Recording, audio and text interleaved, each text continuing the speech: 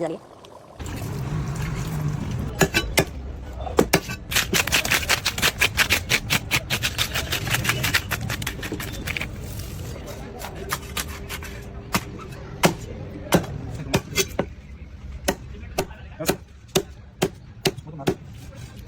आपण आता रवूच्या फिशच्या भाजीसाठी कटिंग करून घेतोय. टमाटे मस्त जुनी कटिंग करणार आहे. असे घरगुती पद्धतीने जरा नवीन स्टाईलच्या पद्धतीने आपण भाजी बनवणार आहे. आपला प्युअर घरगुती काळा मसाला भाजीसाठी आपण आता मिरच्या कापून घेणार आहेत. हे बघा अशा पद्धतीने मिरच्या कापतोय आपण. सर्व लोक बारीक कापतात, आपण नवीन पद्धतीने कापलेला आहे. मसाला वाटायचा आहे, मस्त वराटा पाटा धुवून घेऊ छान पद्धतीने. त्याच्यामध्ये मी गावठी लसूण घेतलेला आहे, थोडंसं अद्रक आहे, 4-5 हिरवी मिरची,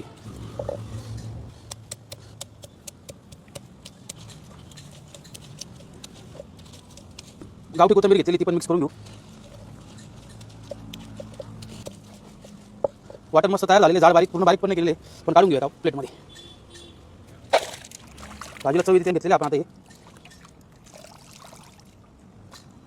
चला तर मित्रांनो, भाजी बनवण्यासाठी कढई घेतलेली इथं मी. त्या कढईत तेल घालून घेऊ. सोयाबीन तेलचा वापर करतो मी इथं. आपण आहे ना आता याला थोडंसं मॅग्नेट करून घेऊ. थोडासा तो फिशचा जो स्मेल असतो ना तो नको यायला. त्यासाठी त्याला आपण हळद, मीठ आणि लिंबू हे 3 वस्तूंनी त्याला मॅग्नेट करू. इथं याला आपण 10 ते 15 मिनिटं असं ठेवून देऊ. कांदा, हिरवी मिरची, हे आपण केलेलं वाटण, मसाले टाकलेले, हिरवी मिरची, अद्रक लसूण पेस्ट, लाल मिरची पावडर, धना पावडर मिक्स करून वल्ला तयार करून घेतलेला आहे. बघू शकता तुम्ही, मसाला मस्त परतून झालेला आता आपला एकदम सुंदर असा. आता याच्यामध्ये घरगुती काळ्या मसाल्याचं वाटण घालणार आहे आपण. हे आमचं घरगुती काळ्या मसाल्याचं वाटण आहे. याच्यामध्ये कांदा, खोबरं हे सगळं चुलीवर भाजून घेतलेले, अद्रक लसूण पेस्ट, खडे मसाले सर्व चुलीवर भाजून घेतल्यानंतर बारीक केलेले आहे. पण मसाला आपला एकदम मस्त एकदम शिजून फ्राय झाला, एकदम सुगंध वास सुद्धा येतो याचा. आता आपण याच्यामध्ये गरम पाणी टाकून घेऊया भाजीसाठी. सुरुवातीला जर पीस टाकले असेल तर पीस पूर्ण गाळ झाला असता.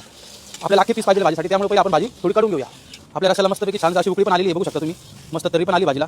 आपण आता त्याच्यामध्ये पीस टाकून घेऊ.